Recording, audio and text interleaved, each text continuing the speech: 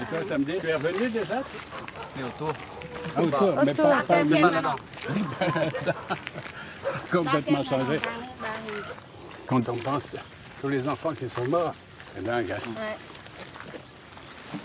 Et voilà. C'est comme une montagne. Oui, c'est comme une montagne. On peut voir tous. Ben oui, ben oui, ben oui. Oui. C'est émouvant quand même. Hein? Hein? Où est-ce qu'on faisait notre infirmerie, nous? Un peu plus loin, nous. Un peu plus loin, hein? C'était en bas, Voilà, c'était oui. plutôt en bas, nous. En bas là, hein? Ouais. Hein? Il y a des souvenirs qui remontent, hein? Je vois une infirmière qui vous aide. Oui, ah bien, ça c'est l'Akena. Hein. Et l'Akena, qui est au centre hein, depuis près de 2 ans, là maintenant, 1 an et demi, 2 ans, voudrait être médecin. L'Akena, tu veux être médecin plus tard? C'est papy qui m'a dit ça. Pourquoi? Tu aimes soigner les enfants? Mais quels enfants tu veux soigner? Les enfants à la décharge. Elle avait 9 ans ou 10 ans quand je l'utilisais déjà comme assistante, en fait. Personne d'autre n'a été disponible 100% le soir, le matin, pour traduire sur la décharge. L'Akena était devenue un pilier de PSE, toute petite. Aujourd'hui, elle dirige l'équipe sociale. C'est un peu le cœur du programme parce que c'est eux qui sont en face de toute la misère. Je ne laisserai pas beaucoup d'héritage, mais je pense qu'elle prolongera ce qu'on a voulu faire. Et ça, c'est une sécurité pour moi. Maintenant, je peux disparaître. Elle sait où il faut aller. Enfin, quelle histoire, hein? On n'a pas tout gagné, mais on a quand même... Gagné. Ben, quand même gagné. Pas tout. Hein? Qu'est-ce que t'en penses? Ben, Ben oui. déjà. Hein? Ben oui. Ben après moi, c'est vous qui ferez ça, hein? Sur la nouvelle décharge, sur les endroits où les enfants souffrent, hein? C'est vous qui ferez ça, hein? Hein?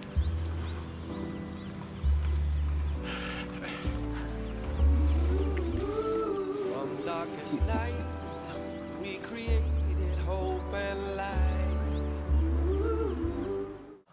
Après moi, c'est vous qui ferez ça. C'est presque une prophétie. Est-ce qu'elle s'est réalisée? L'Akena est avec nous. Elle est en duplex. Et on va faire connaissance avec elle, avec Samedi, qui sont aussi des enfants qui ont connu les décharges et qui sont devenus grands et qui aident les autres aujourd'hui.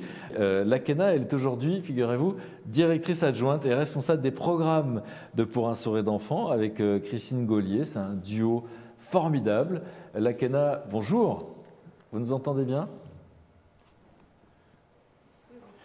Est-ce que je peux savoir, l'Akena, maintenant vous qui êtes responsable de tout ça, donc finalement c'est une prophétie de Christian, qu'est-ce que vous ressentez quand vous voyez ces images de vous, petite fille?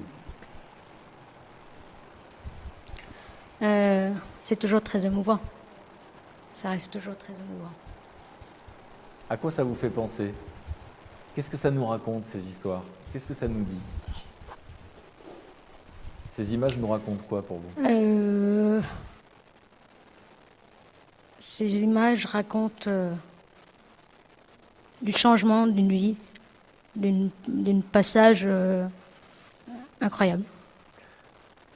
Incroyable. Moi, j'ai pas trouvé mieux comme mot.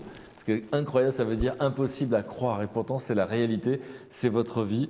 Et donc, vous êtes à côté de Samedi, qui lui est responsable de la scolarisation des jeunes pour un sourire d'enfant. Et je voudrais entendre Samedi aussi m'expliquer finalement le miracle de son existence. Samedi, est-ce que vous pouvez me dire un petit mot sur votre vie avant l'association, pour comprendre ce que vous êtes devenu? Est-ce que vous pouvez me dire un petit mot sur votre vie d'avant?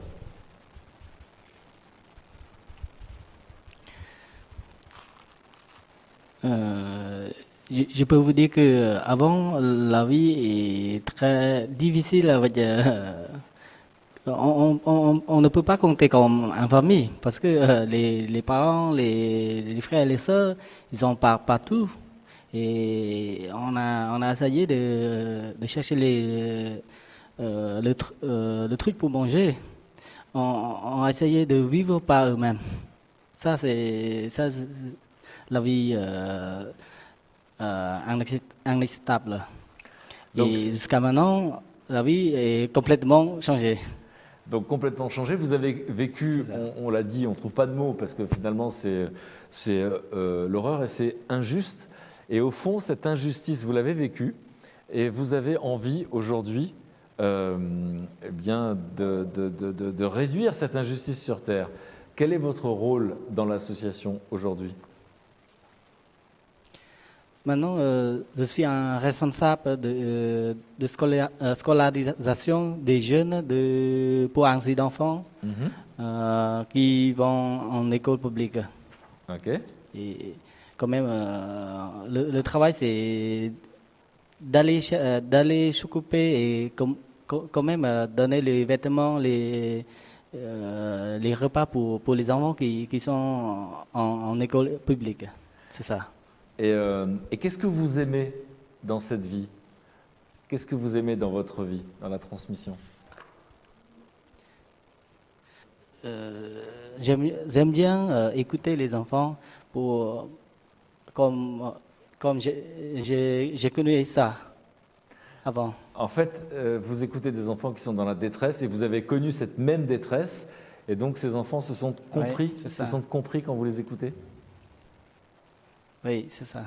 Qu'est-ce que vous savez de leur vécu que nous, on ne sait pas parce qu'on ne l'a pas vécu? Qu'est-ce que vous comprenez dans leur histoire? Qu'est-ce que vous comprenez dans leurs besoins? De quoi ont-ils le plus besoin?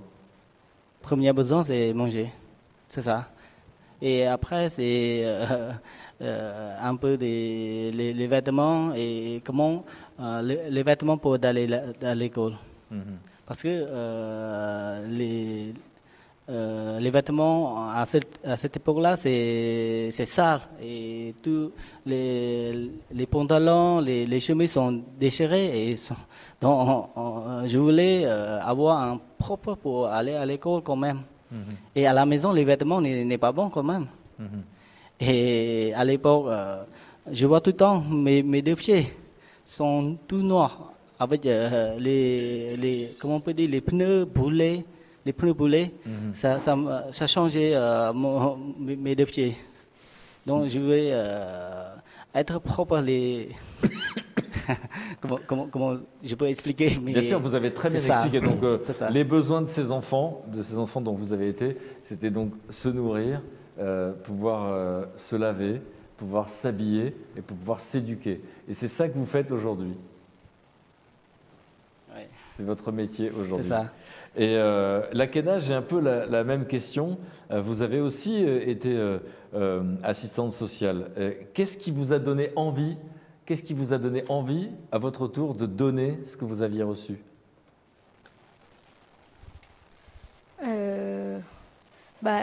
J'ai envie de redonner. Ce que j'ai reçu, c'est vraiment l'amour en premier, l'intention. Parce que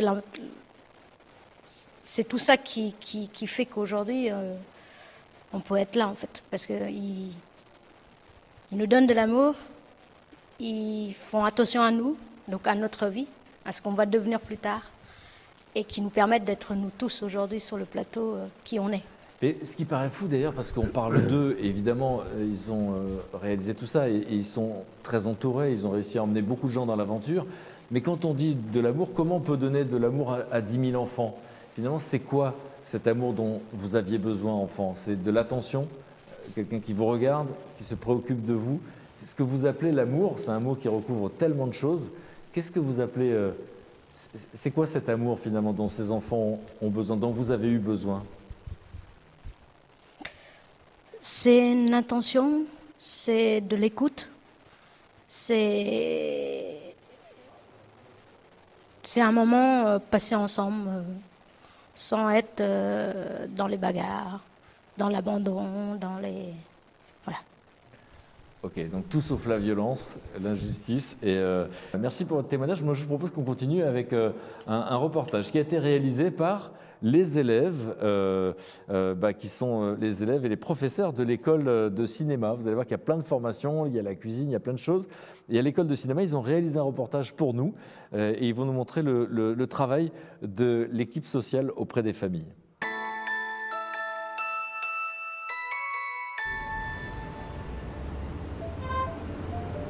Phnom Penh est la capitale du Cambodge. son centre-ville ne cesse de s'étendre et de s'élever avec des tours modernes qui contrastent fortement avec les zones de grande misère de sa périphérie. Malgré les progrès économiques, l'écart entre pauvres et riches est de plus en plus important. Pour un sourire d'enfant a créé une équipe d'une trentaine d'assistants sociaux, dont fait partie Chen Pe. Ce matin, elle part à la rencontre de 2 familles très pauvres qui pourraient intégrer les programmes de l'association. Elle commence sa tournée dans un des quartiers pauvres de la banlieue de Phnom Penh, à la rencontre d'un couple avec 2 enfants, Robro, un petit garçon, et sa sœur Srenet. Avant même qu'elle ne commence l'entretien, une grosse pluie de moussons s'abat sur leur baraque mal protégée et insalubre.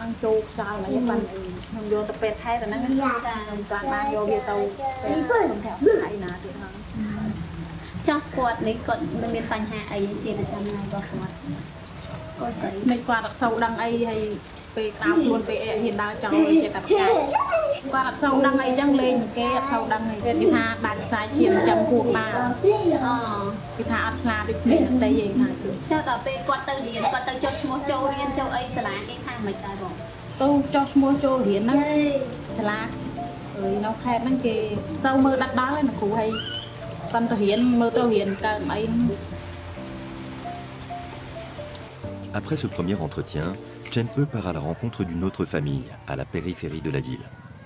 Langpal est veuve et vit avec ses 2 filles, dans une cabane faite de tôle et de bois.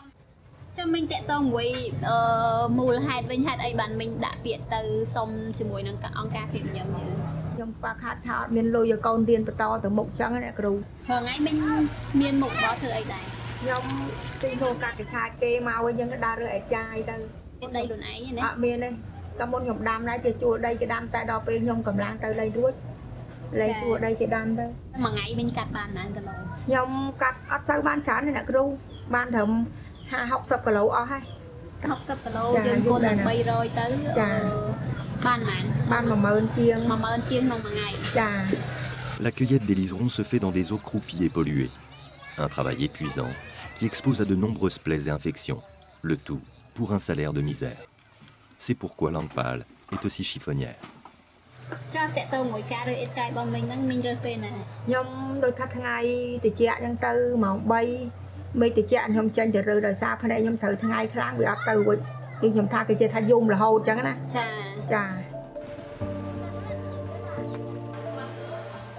De retour à son bureau, Chen Pe fait le point avec le reste de l'équipe sociale.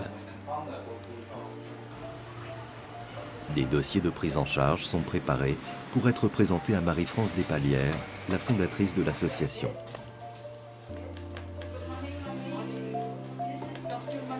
À PSE, le principe est de prendre en charge tous les enfants d'une même fratrie. Les 2 filles de Langpal intégreront les formations professionnelles d'où elles ressortiront avec un métier digne et un bon salaire. Robro intégrera les classes maternelles de PSE.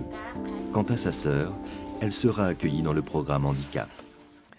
Voilà, difficile évidemment de résumer le travail de cette association. Donc pour un sourire d'enfant, si vous nous rejoignez, vous l'avez compris, on est en train de découvrir le travail. Et il y a 4500 enfants qui sont déjà passés par cette machine à détruire la misère, pour reprendre la formule de Christian, qui a créé cette association. Et puis, ils ont un emploi et une vie, 4500 enfants. Il y en a encore 6500 et leurs familles qui sont pris en charge par l'association et on se demande comment les aider. Alors la Khéna, c'est un peu compliqué de parler de tout, mais au fond, il y a d'abord une visite des familles, vous êtes à l'écoute et ensuite vous écoutez les besoins. Et en fait, il va y avoir plusieurs types de programmes.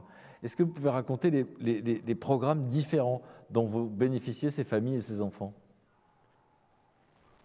Vous allez vous adapter. Alors, le programme majeur, c'est vraiment l'éducation. Après, tous les programmes qui viendront avec, c'est vraiment pour faire en sorte que l'enfant soit à l'école sans souci. Donc voilà, s'il a un problème, ou si par exemple la grande sœur avait un petit frère qui ne permettait pas qu'elle vienne à l'école, ben nous on prend le petit frère dans notre garderie pour faire en sorte qu'elle puisse venir à l'école. Si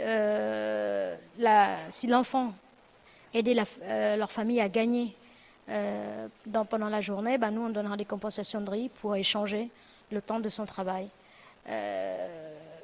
Tout ça, tous les autres programmes support viendra vraiment pour faire en sorte qu'un jeune ou un enfant soit à l'école sans avoir la tête à penser à tous les problèmes de sa famille.